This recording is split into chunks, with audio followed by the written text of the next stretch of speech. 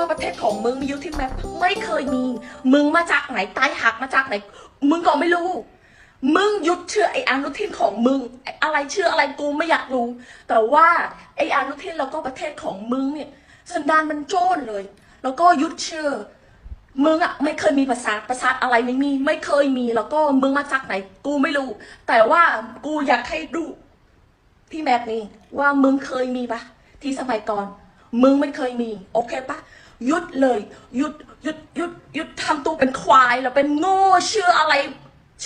ที่ตัวเองไม่เคยมีอะแล้วแมปของหนูมีอยู่ใน Google ประเทศอื่นหรือเปล่าคะหรือมีแค่ในกัมพูชาประเทศกบในกาลาประเทศเดียวที่มีฮุนเซนใช้ Google Gateway คุมโซเชียลให้คนเขมรรับข้อมูลได้ด้านเดียวและมีหญ้าเขียวๆให้รับประทานคนเขมรที่มีสัตว์อยู่แล้วเป็นสันดานจึงรวมตัวกันออกมาประจานความโง่โชว์ฉลาดบอกประเทศไทยไม่เคยมีทั้งแผ่นดินและปราสาทเพราะเรียนรู้ประวัติศาสตร์ของกัมพูชามาอย่างดีบอกเขมรเป็นประเทศมายาวนานนับพันปีที่ผู้นำอัปรีเขียนประวัติศาสตร์ใส่ตำราแม่ไม่แปลกใจเลยนะคะว่าคนที่อยู่ในโลกกลาได้ออกมาเห็นโลกที่กว้างใหญ่จึงมีสันดานเดรัจฉานเป็นนิสัยติดตัวมาใช้ในการหอนและการเห่าเพื่อบ่งบอกสัญชาตญาณสมองหมาปัญญาเบาและอีกทั้งยังมีเขาโชว์บนหัวให้ทั่วโลกเขาได้ดูจึงชอบโชว์ความฉลาดเพื่อประกาศให้ชาติอื่นเขาได้รู้ว่าโลกกาลาที่อาศัยอยู่มีแมปให้ดูมีความรู้ที่ทันสมัยนี่คือเหตุผลของเขมรแต่ละคนที่มั่นหน้ามั่นโหนกมั่นอกและมั่นใจ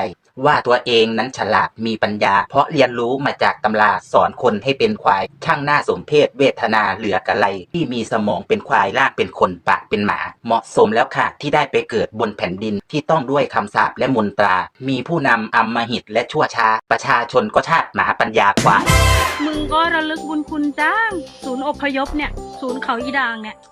ที่เขมรอพยพไปอยู่ศูนย์เขาอีด่างนะพนมดงรักเนี่ยมึงก็ระลึกบุญคุณจังเลยเนาะแล้วที่มึงรับเงินจากนานาชาติมึงก็ไม่เคยพูด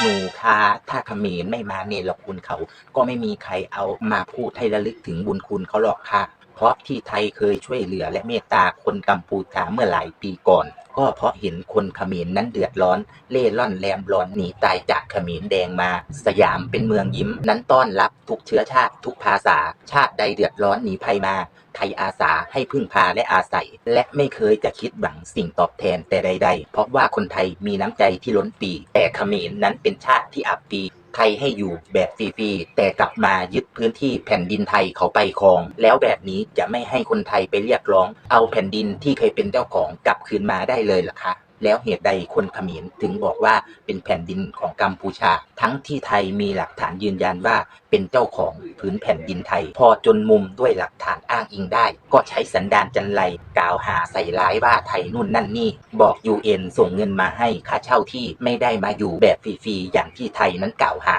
นานาชาติเขาก็ส่งเงินมาช่วยเหลือและเยียวยาแต่กลับถูกไทยอ้างว่าเป็นคนที่มีบุญคุณฟังแม่ชัดๆนะคะพวกสถุนถ้าไม่มีแผ่นดินไทยนั้นช่วยเหลือเจือจุนถามหน่อยค่ะบ้าทั้งเผ่าสถุนหมดทั้งฝูงจะไปนอนกันที่ไหนที่คนไทยเขาเมตตามันเป็นคุณค่าทางน้ำใจไม่เคยคิดไม่เคยหวังสิ่งใดๆและไม่เคยอยากให้ใครมาชดใช้และแทนคุณแค่อย่าเอาสันดานความสถุนนั้นมาใช้เนรคุณไทยก็พอ